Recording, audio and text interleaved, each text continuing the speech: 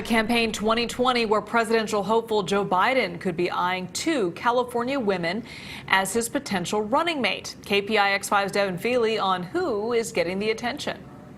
The names of nearly a dozen women have been floated as possible vice presidential picks for Joe Biden.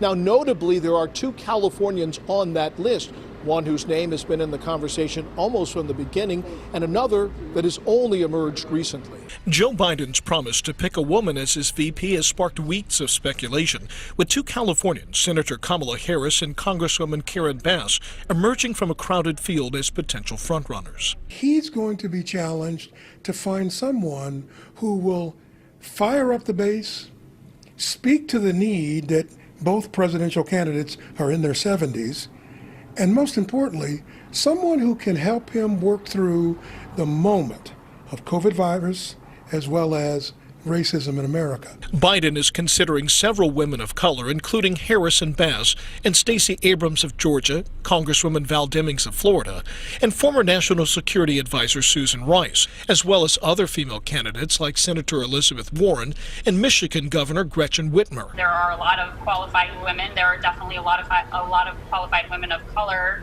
not the least of which is Kamala Harris. Harris clashed with Biden during the debates, but endorsed him once she dropped out of the race herself. She would bring her experience in the Senate, as well as her time as California's Attorney General, to the table.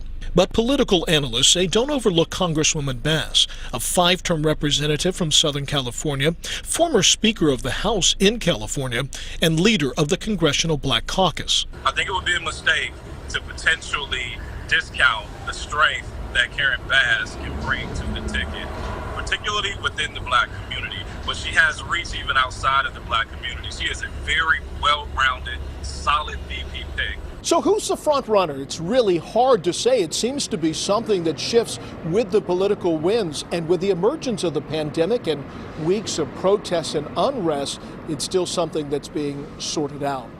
In San Jose, Devin Feely, KPIX5.